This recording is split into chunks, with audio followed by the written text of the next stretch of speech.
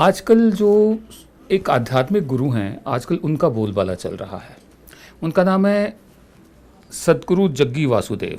Isha foundation इनकी company तो नहीं कहूँगा, इनकी संस्था का नाम है, लेकिन जो काम है वो कंपनियों जैसे ही होते हैं। आजकल ये जयपुर में हैं, प्रमोट कर रहे हैं, रैली फॉर रिवर्स कर रहे हैं कि हमारी नदियाँ जो हैं उनको साफ़ सुथरा किया जाए, उनका ध्यान रखा जाए। इसके लिए जगह जगह ये जाकर हर राज्य के मुख्यमंत्री को साथ लेकर यात्रा करते हैं। इसकी शुरुआत हुई थी 3 सितंबर को इस रैली की, और हर्षवर्धन जो हमारे union minister of environment, forest and climate change हैं, उन्होंने इसका उद्घाटन किया था। एक तरफ पर्यावरण को बचाने की बात हो रही है, नदी को बचाने की बात हो रही है, दूसरी तरफ इन पर अपना ही जो आश्रम है कोयम्बतूर के नज़दीक, उसको लेकर केस चल रहे हैं कि उन्होंने बिल्डिंग्स जो बनती वहाँ पर बनाई हैं, गैर कानूनी बिल्डिंग्स हैं। ज़मीन पर जो इनके पास है 44 एकड़ की, वो दरअसल आदिवासियों की ज़मीन है। और जो ये बना रहे हैं, अभी हाल ही में प्रधान सेवक भी वहाँ गए थे, आदि शिवा की बहुत बड़ी मूर्ति, उसका उद्घाटन करने के लिए। तो केस ये चल रहा है कि जो पर्यावरण है वो बिगड़ा है इससे। ये गैर कानूनी काम इन्होंने किया है क्योंकि वो एलिफेंट कॉरिडोर है उस जंगल में। उस जंगल की अपनी कहानी है। एक महिला है मुथम्मा, वो लड़ रही हैं सद्गुरु जग्गी वासुदेव से। कहाँ सद्गुरु जग्गी वासुदेव, जिनके आयोजन में प्रधान सेवक खुद जाते हो, कहाँ एक गरीब आदिवासी औरत जो दिन में 50 रुपये कमाती हो। बहरहाल वो केस लड़ रही है कि ये जो ज़मीन है, ये भूदान जब चल रहा था विनोबा भावे का, तो तब के एक ज़मींदार ने 44 एकड़ ज़मीन 13 परिवारों को दे दी थी।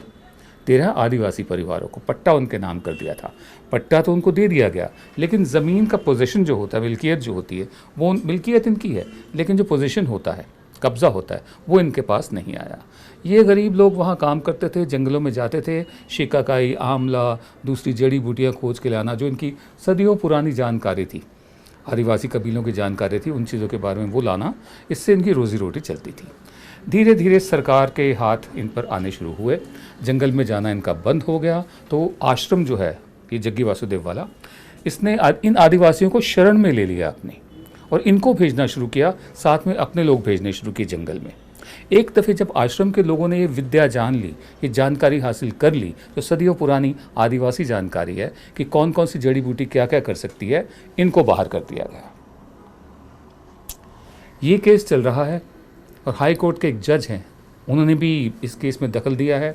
प्रधान सेवक से अपील की गई कि आप इसके उद्घाटन में मत जाइए क्योंकि यहाँ केस चल रहा है, लेकिन प्रधान सेवक गए। बहरहाल जग्गी वासुदेव के जो अनुयायी हैं, जो उनके भक्त हैं, उनका कहना है कि जग्गी वासुदेव एक ऐसे आध्यात्मिक गुरु हैं जिनके दामन पर कोई दाग नहीं है।